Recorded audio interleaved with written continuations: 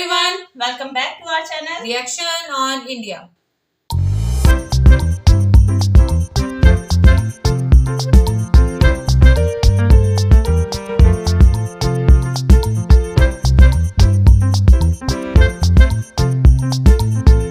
मेरा नाम है नाजिया। मेरा नाम है मिनाहिल। तो आज इस वीडियो पे हम रिएक्शन देने जा रहे हैं। उसका टाइटल है वीडियो का टाइटल है Ukraine apologise to India over Mahakali post, is it a true apologise. और इनके चैनल का नेम है वर्ल्ड अफेयर्स। आज हम लोग इस वीडियो पे रिएक्शन करने जा रहे हैं। लिंक और टाइटल आपको मिल जाएगा डिस्क्रिप्शन बॉक्स में, जरूर से चेकआउट कीजिएगा इनके चैनल को। और अगर आप हमारे चैनल पे नहीं है तो जल्दी से सब्सक्राइब कर लें और ज्यादा से ज्यादा अपने फ्रेंड्स एंड फैमिली के साथ शेयर करें। जल्दी से बढ़ते हैं वीडियो की जानिब और देख लेते हैं ये वीडियो।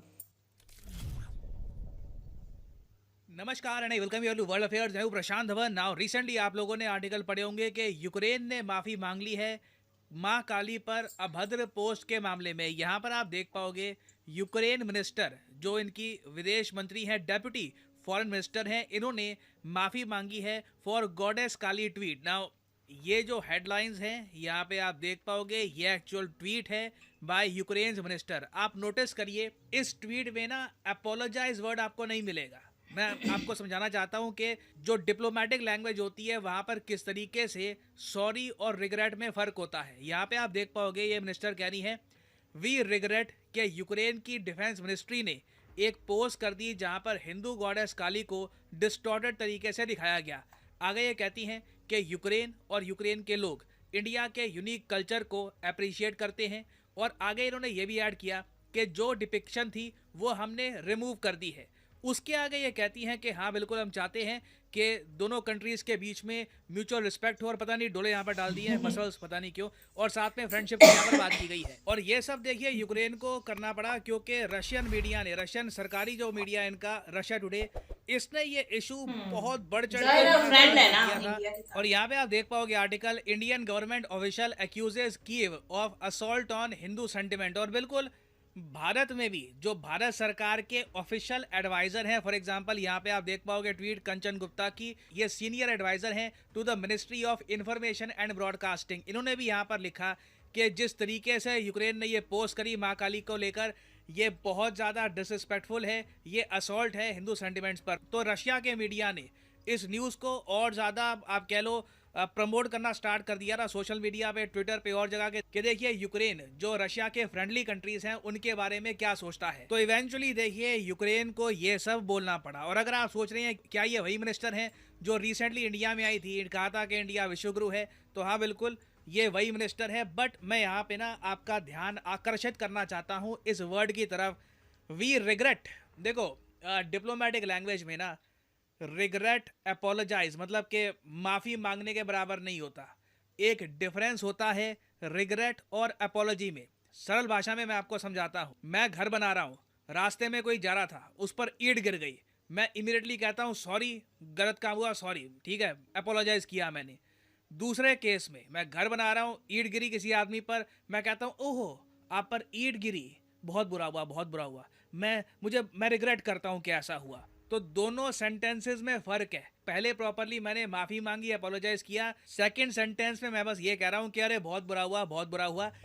ये बात ना हम इंडियन से ज़्यादा कौन समझेगा? इस चीज़ का दुख, इस चीज़ का जो दर्द है, हम इंडियन से ज़्यादा कौन समझेगा? अब आप यहाँ पर पूछोगे वेट, हम इंडियन से ज़्यादा कौन समझेगा? क्यों? हमें समझने की क्या ज़रूरत पड़ गई? जलियांवाला बाग कांड आप सबको पता है, ब्रिटिश इंडिया के टाइम में हुआ। आपने ओवर द इयर्स बहुत सारी नॉवेल्स में, मूवीज़ में देखा होगा इसका डिपिक्शन, किस तरीके से ब्रिटिश इंडिया के सोल्जर्स ने निहत्थे लोगों पर गोलियां चलाई, औरतें बच्चों की डेथ हुई, ब्रूटल किलिंग थी, एक मतलब शॉकिंग इंसिडेंट था। और आज तक ना यूके ने इस इंसिडेंट को लेकर अपोलोजाइज नहीं किया, माफ़ी नहीं मांगी। और हर बार जब यूके की प्राइम मिनिस्टर इंडिया में आती है या फिर कोई इनका बड़ा मंत्री इंडिया में आता है, तो हम लोग यही उम्मीद करते हैं कि अब तो देखिए इतने साल हो चुके हैं, अब तो एक बार माफ़ी मांग लो, सॉरी कहने से तुम छोटे नहीं हो जाओगे। मगर ब्रिटेन की पॉलिसी है कि इंडिया से ना माफ़ी नहीं मांगनी, सॉरी नहीं बोलना। इसलिए आप देखोगे जब भी ब्रिटेन की पीएम इंडिया में आती हैं, ये कहती हैं अच्छा जलियांवाला कांड हुआ, वी डीपली रिग्रेट, ओह बहुत बुरा हुआ, बहुत बुरा हुआ। ब्रिटेन अपोलोजाइज नहीं करता, सिर्फ रिग्रेट एक्सप्रेस करता है, मैसेकर के लिए। और यूक्रेन वाले केस में भी आप देखो सेम भाषा का इस्तेमाल किया गया है। इनको बोलना चाहिए था कि वी आर सॉरी, क्योंकि रिलीजियस सेंटिमेंट्स का मामला है, लोग वर्शिप करते हैं माँ काली को, इंडियन कल्चर का बहुत ही इंटीग्रल पार्ट है माँ काली, और उनको बिना वजह एक इन्होंने अटैक जो किया था रशिया के क्राइमिया पर, वहां पे ऑयल टैंकर्स का बड़ा ब्लास्ट हुआ, उसे हाईलाइट करने के लिए इंडियन गॉडेस का इस्तेमाल कर रहे हैं। बहुत ज़्यादा खराब टेस्ट में था ये सब, तो इनको अपोलोजाइज करना चाहिए था। यहाँ पे रिग्रेट बहुत ही मुझे अजीब सा लगा। मगर यहाँ पर मैं आपको ये भी बता दूं, यूक्रेन देखिए एक इशू को लेकर भारत से बहुत नाराज है, वो ये है कि G20 समिट में ना पिछली बार की तरह यूक्रेन नहीं होगा इस बार। पिछली बार जो G20 समिट था वो हुआ था इंडोनेशिया में। वहां पर ज़ेलेंस्की ने एक वीडियो कॉन्फ्रेंसिंग के जरिए रशिया पे काफ़ी स्टेटमेंट्स दी। ये कहा रशिया बहुत ख़राब देश है। उसके अलावा G20 को G19 भी बोलना स्टार्ट कर दिया। ऑलमोस्ट एक कॉल दी कि इस ग्रुप से रशिया को बाहर निकाल दो। तो 2022 का जो G20 समिट था इंडोनेशिया वाला, ये कंप्लीटली ओवरटेक हो गया था यूक्रेन इशू से। मतलब यूक्रेन इशू के अलावा पावर्टी या फिर किसी और इशू के बारे में बात ही नहीं हुई।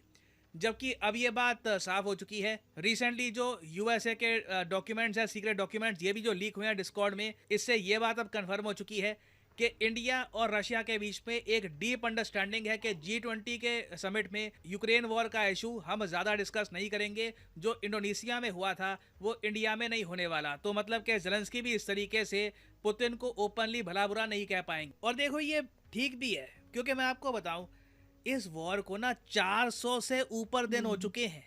ज़ेलेंस्की खुद कहते हैं कि ये वॉर अगर चलानी हुई तो 10 साल हम चला देंगे।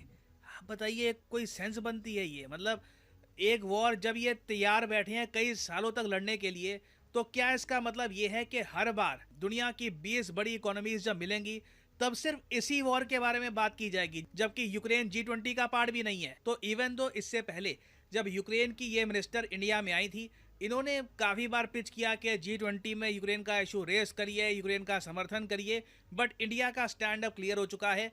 तो इसलिए ना देखिए यूक्रेन फ्रस्ट्रेटेड है इंडिया पर। अब यहाँ पे आपका क्वेश्चन आएगा कि ऐसे केस में यूक्रेन की हेल्प करें, यूक्रेन को एड प्रोवाइड करें। देखो मैं आपको एक बात बताता हूँ, हमें एज ए कंट्री हमेशा मॉरली राइट काम करना चाहिए। क्यों? हमें ह्यूज कंट्री है, ह्यूज पावर है, और great power comes with great responsibility. तो इवन दो यूक्रेन की तरफ से ये स्टेटमेंट्स आई हैं, अपोलॉजी भी कच्ची पक्की सी थी, हम जो एड है यूक्रेन को ये भेजते रहेंगे। ये मेरे कहने से ना रुकेगी ना जाएगी।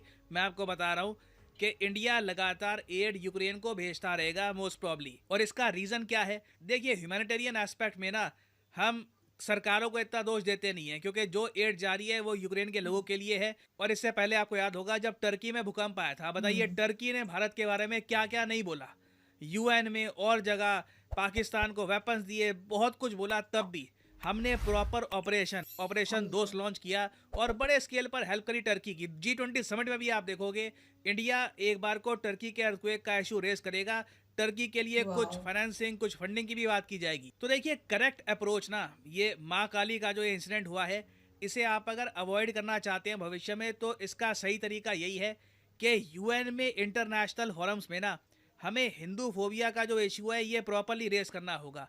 ये बात हम पहले ही कह चुके हैं। यूएन में 2022 में इंडिया ने यूएन को कहा था कि एक्नॉलेज करिए कि हिंदू फोबिया भी होता है, इस पर कुछ रिटर्न रेजोल्यूशन पास करिए ताकि कंट्रीज में अवेयरनेस जागे और मिनिस्ट्रीज इस टाइप की हिंदू फोबिक ट्वीट्स ना करे, क्योंकि इस सब का आंसर अवेयरनेस है। और अवेयरनेस फैलाने का एक बहुत ही अच्छा सोर्स है यूएन और बाकी इंटरनेशनल संगठन। तो देखिए इस प्रॉब्लम का सॉल्यूशन ग्रैंड लेवल पे ही हमको मिलेगा, बाकी कोई बड़ी बात नहीं है। भविष्य में भी आप देखो यूक्रेन की तरफ से इंडिया को लेकर कुछ नेगेटिव स्टेटमेंट्स आएंगी, क्योंकि जो यूक्रेन को चाहिए था G20 में ये हम इनको नहीं दे रहे। नाउ फाइनली यहाँ पे मैं आपसे पूछूंगा एक क्वेश्चन जिसका आंसर आप सब लोग करोगे कमेंट सेक्शन में। क्वेश्चन ये है कि हाल ही में भारत ने 12 मोबाइल ऐप्स को ब्लॉक कर दिया है जो आतंकवादी इस कंट्री के यूज कर रहे थे इन्फॉर्मेशन सेंड करने के लिए भारत में। आपको यहाँ पर जो ये खाली ब्लैंक है ये फिल करना है कि किस कंट्री के आतंकवादी जो ये ऐप यूज कर रहे थे उनको हमने ब्लॉक किया है। Option A Pakistan, option B China, option C North Korea, option D Iran. इस पर रिसेंटली बहुत आर्टिकल पब्लिश हुए हैं। कमेंट सेक्शन में करिए उत्तर। जो लोग सही आंसर टेररिस्ट का वर्ड जहां पे भी आए ना, आप लोग समझ पाएंगे सही आंसर क्या है। और फाइनली यहाँ पर मैं ये भी मेंशन कर दूं कि अनअकैडमी का एक स्पेशल ऑफर स्टार्ट हो चुका है, जिसके अंडर 7 दिन तक आप अनअकैडमी के कोर्स यूज कर सकते हो फ्री ऑफ कॉस्ट। जी हाँ, 7 दिन तक। तो आप अगर किसी भी कोर्स को फ्री ऑफ कॉस्ट यूज़ करना चाहते हैं 7 दिन तक, कमेंट सेक्शन में जाओ, यहाँ पे आपको मिलेंगे link. For example let's say आपको यूपीएससी का कोर्स जो है ये 7 डेज तक फ्री ऑफ कॉस्ट यूज़ करना है, तो यहाँ पे एक्टिवेट ट्रायल पे करिए क्लिक।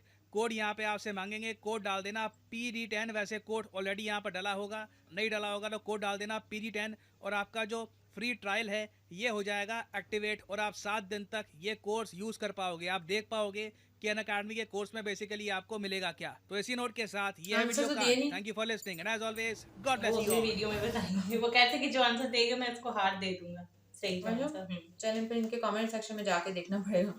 आप लोग को भी इसका आंसर पता है तो आपको इससे बेहतर तो किसी को नहीं पता होगा, तो जरूर कमेंट करके बताइएगा।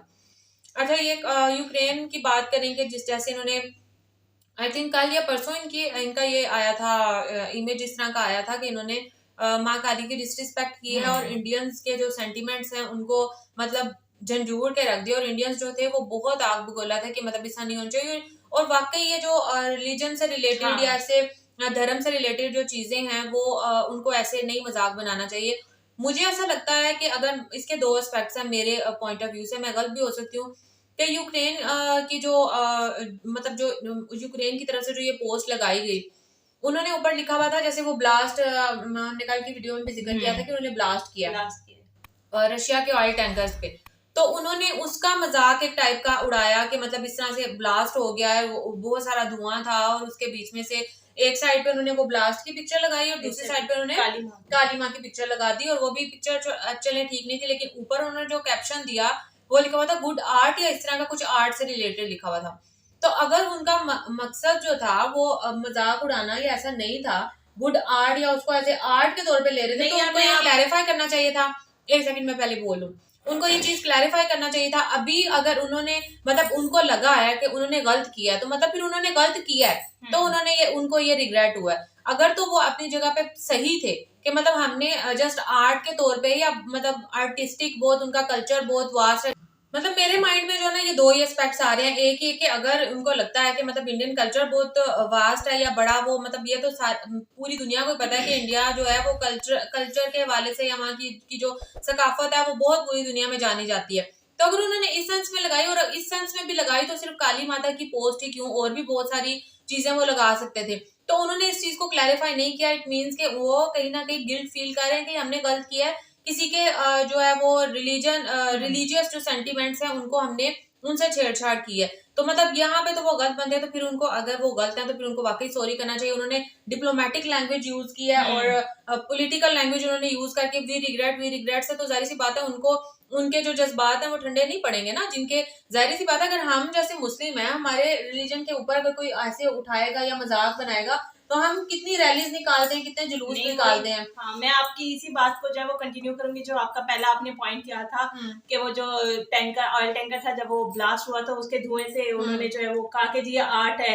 एक तरफ उन्होंने काली माँ की जो है वो पिक्चर लगा दी कि मतलब उन्होंने ये रिलेट किया होगा ना कि आर्ट वो सॉरी जैसे वो धुआं निकल रहा है, धुएं के बीच में से वो काली माँ का निकल रहा है। ठीक है, बेशक आप मैं इस बात से बिल्कुल डिसएग्री करती हूँ। रिलीजन को आर्ट हो या जो मर्जी हो उससे इसको मिलाना ही नहीं चाहिए। शायद अगर आपको याद हो कि डेनमार्क में जो है जब हमारे जो प्रॉफिट है पीस बी अपॉन हिम, जो हमारे लास्ट प्रॉफिट है, तो उनका भी उन्होंने आर्ट की पिक्चर ही बनाई थी। तो किसी भी रिलीजन का चाहे वो मुस्लिम हो या नॉन मुस्लिम हो, किसी भी आपने चाहे वो इंडिया हो या पाकिस्तान हो या कोई और मुस्लिम कंट्री हो, आपने नहीं देखा होगा कि जी वो जो है ये जो नॉन मुस्लिम है इनके किसी लॉर्ड को जो है उन्होंने ऐसे आर्ट के ही तौर पे बेशक जो है उनकी पिक्चर वगैरह बना के जो है उनको जो है वो किया हो, हर्ट किया हो।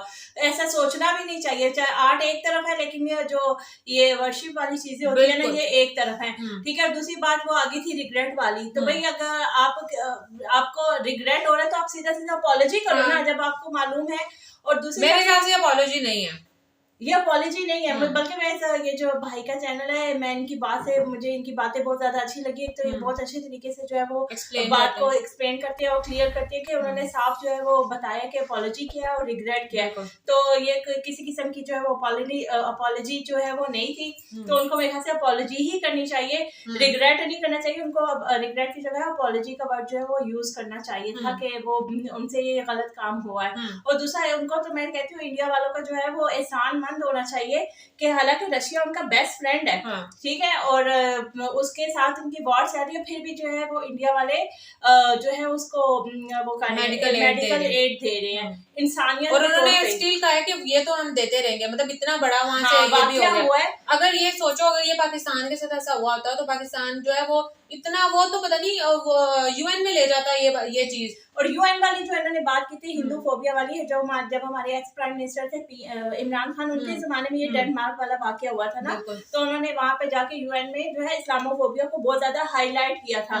तो मेरे ख्याल से हिंदुओं को भी चाहिए कि वो जब ये यूएन में जाए तो इस चीज को हाईलाइट करें कि हिंदू फोबिया को जो है वो हाईलाइट करना चाहिए, और ये कोई खेल या मजाक नहीं है कि आप किसी भी रिलीजन के लॉर्ड की जो है वो इतना जो है वो मजाक उड़ाए। तो ये बिल्कुल एक पॉलिटिक्स से जो है वो हट के होना चाहिए। मतलब उन्होंने एक चीज को उनको अगर इन्होंने वो जो पिक्चर थी वो उसको हटा भी दिया है, अगर तो वो ठीक है तो मेरा बस ये मानना है कि अगर वो ठीक है, अगर उन्होंने अपॉलॉजी नहीं किया तो उन्होंने फिर क्यों हटाई है? हाँ, उनको पता है ना कि हम गलत हैं। वो गलत है, वो अपनी चीज पे शर्मिंदा है, तो फिर क्यों अपॉलॉजी नहीं? हाँ, अपॉलॉजी क्यों नहीं है? मेरे ख्याल से तो इंडियंस को बिल्कुल इस चीज को बिल्कुल नहीं मानना चाहिए। जितनी मतलब उनमें आग और गुस्सा था वो बिल्कुल बजा था, और हम लोग जो है वो बिल्कुल जो इंडियंस के बिल्कुल साथ हैं, क्योंकि ये एक सेंटिमेंट्स को टच करने वाली बात होती है, या इंडिया हो या कोई भी कंट्री हो।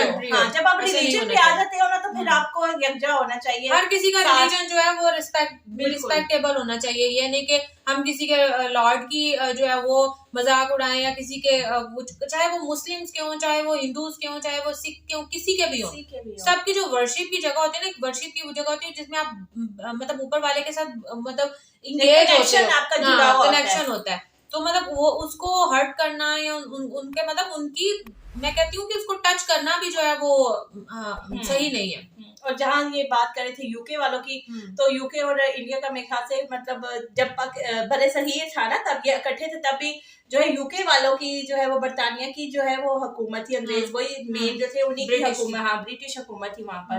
तो माफी का जो वो कह रहे थे कि वो तो कभी भी उनकी मेरे ख्याल से फितरत में नहीं है कि वो जो है वो किसी से माफी मांगे, तो उनसे तो ये उम्मीद रखना कि जी वो तो हमेशा ही मतलब हिंदुस्तान के खिलाफ ही रहे। वो मैं वही कह रही हूँ ना, बड़े सगीर से जब पाक और हिंद इकट्ठा था तब से जो है वो बरतानिया जो है वो की हुकूमत थी, तो ये अपॉलॉजी वहां से आनी तो ये बंदा भूल ही जाए कि वो लोग भी अपॉलॉजी करेंगे। अच्छा, इससे मुझे एक बात याद आ गई, जैसे अभी हमने एक रीसेंट देखा था, इसको ऑस्कर मिला था नाटो को जब ऑस्कर मिला था, तो उसमें भी मतलब ब्रिटिश में उसको सेलिब्रेट नहीं किया गया था। मतलब उनका जब वहाँ पे अवार्ड हुआ था तो उन्होंने इनको अवार्ड इस गाने को रखा ही नहीं था, लिस्ट में भी नहीं था। तो लेकिन फिर भी देखो उनको ऑस्कर मिला, तो ज़रा ये इनकी एक टाइप की दुश्मनी ही कहना बेहतर रहेगा, हिडन दुश्मनी जैसे कहते हैं, वो छुपा रुस्तम वो वाली दुश्मनी है इनकी। तो वो तो कभी भी हमेशा से ही इंडिया को नीचे गिराने में और उनकी जो डेवलपमेंट है, उनकी जो तरक्की है उससे जेलस होते हैं। और मैं इस बात के बहुत अप्रिशिएट करूंगी इंडिया को कि जी इनका बहुत बड़ा ज़र्फ है कि जैसे ये तुर्की को जो है इनके साथ भी अच्छे इनके टर्म्स नहीं है, उधर भी ये जो है वो एड दे रहे हैं। ऐसा फिर ये यूक्रेन हो गया, इधर भी एड दे रहे हैं। अच्छा, यूक्रेन फिर G20 की ये बात कर रहे थे कि जब इंडोनेशिया में जो है वो G20 की जगह उन्होंने G19 कर दी थी कि उसमें रशिया को कह रहे थे कि नहीं इन्वॉल्व करना, लेकिन अब वो कह रहे थे कि नहीं जी अब इंडिया में है ये G20 तो रशिया क्यों नहीं होगा। और यूक्रेन जो है इतनी सारी उसने ये बातें की है, उनकी लॉर्ड के बारे में भी बात की है, और फिर जो रशिया उनका बेस्ट फ्रेंड है इंडिया का, उसके साथ इनकी वॉर चल रही है। लेकिन यूक्रेन अभी भी उम्मीद लगाए बैठा है कि जब G20 की मीटिंग में जो है इनकी वॉर के बारे में जो है वो डिस्कस किया जाए, क्योंकि जो बाकी कंट्रीज जो है ना वो उनके साथ है ना, यूक्रेन जो बाकी मेन कंट्रीज हैं, जाहिर सी बात है। लेकिन वो असल में होस्ट इसको इंडिया कर रहा है ना, तो वो फिर वो क्यों करेंगे इस बात को डिस्कस क्यों करेंगे? नहीं, इंडिया जो है वो अपने पॉइंट्स रखेगा, लेकिन उसमें बाकी जितने भी मेंबर्स हैं वो उनकी मर्जी है ना कि वो डिसएग्री भी कर सकते हैं, अग्री भी कर सकते हैं। मतलब मेन पॉइंट्स जो है वो इंडिया की तरफ से रखे जाएंगे, लेकिन जो बाकी जितने भी मेंबर्स होंगे जाहिर सी बात है सबका अपना अपना हर कोई अपने मुल्क को रिप्रेजेंट कर रहा है, और मेन जो 20 बड़ी इकोनॉमीज वाले कंट्रीज हैं वो इसमें वो शामिल हो रहे हैं। तो मतलब वो उनकी मर्जी है चाहे तो वो, लेकिन ये इनको फायदा है कि पॉइंट्स उनकी तरफ से रखे जाएंगे ना, तो इनकी मर्जी है वो यूक्रेन के पॉइंट्स रखे ना रखें, तो फिर रशिया के सारे रखें। अच्छा, जैसे ये बात कर रहे थे जंग जो है वो कह रहे थे 400 डेज हो गए जो मुसलसल अभी जंग स्टार्ट है, और यूक्रेन का ही कोई बंदा था जिसका नाम उन्होंने लिया था ना, बड़ा मुश्किल सा नाम था, कि वो चाह रहे कि अभी भी ये जंग जो है वो चलती ही रहेगी। तो मुझे ये समझ नहीं आ रही कि यूक्रेन के मेडिकल एड भी वो जो दूसरी कंट्री से ले रहा है, तो उसको क्या, वेपन्स भी दूसरों हाँ, से तो ले रहा है। मतलब क्या हासिल हो रहा है यूक्रेन को जो है वो इस जंग से ना, मतलब या तो आप जो है वो आपके पास सारा असला मौजूद हो, आपको किसी की एड की जरूरत ना हो, तो आप जो है वो जो कि जंग जो है वो सारी जिंदगी जारी रखो। जब आपने एड भी दूसरों से लेनी है, वेपन्स भी दूसरों से लेने हैं, तो आपको क्या हासिल क्या हो रहा है इस जंग बस ये से? दोनों साइड से है ना वो लोग पिछड़ने को तैयार है, ना ये लोग पिछड़ने को तैयार है। वो भी आयरोज जो है वो कुछ दिन गुजरते हैं तो ब्लास्ट हो जाता है, वहां से भी कुछ दिन गुजरते हैं तो जवाबी कार्रवाई हो जाती है। तो मतलब ये दोनों ही पिछड़ने को तैयार नहीं है, और दोनों का यही है कि हम इसको, मतलब इसमें मुझे नहीं समझ आती कि जंग में जो है वो किस कंट्री का हासिल फायदा क्या होता है ना, अभी किसका फायदा हो रहा नुकसान ही है? है, किसी का भी नुकसान फायदा ही, नहीं हाँ, है। किसी का भी फायदा नहीं हो रहा है, नुकसान ही हो रहा है। हाँ, तो खैर हमारी जितनी भी जो है वो क्या कहते हैं आप उसको, हम दिल से दिल जो है से जो, हाँ, बिल्कुल इंडिया आप लोगों के के साथ, साथ है। हाँ, इनके साथ है कि जी ये रिलीजन एक तरफ होना चाहिए, इसके साथ कोई मजाक वगैरह कुछ भी नहीं होना चाहिए, और पॉलिटिक्स जो है वो एक बिल्कुल, तरफ होनी आप चाहिए। किसी पे जितनी मर्जी आप टॉन्टबाजी करो, कुछ भी करो, किसी भी मुल्क के ऊपर आपको बात अच्छी नहीं लगती आप वो बोलो, लेकिन रिलीजियस फैक्टर से हट के रिलीजन को बीच में नहीं लेके आना चाहिए। वो चाहे धर्म हो, रिलीजन हो, किसी का भी कुछ भी जो उनके दिल के बहुत करीब हो रिलीजियस तौर पे, तो वो उस चीज को नहीं आना चाहिए। तो खैर ये था हमारा आज का रिएक्शन, अगर आपको हमारा रिएक्शन अच्छा लगे तो वीडियो को लाइक कर दें, और चैनल को भी जरूर से सब्सक्राइब कीजिएगा जो लोग चैनल पे नए हैं। तो मिलते हैं आपसे नेक्स्ट रिएक्शन वीडियो के साथ, तब तक दी हमें इजाजत, अल्लाह अल्लाह हाफिज।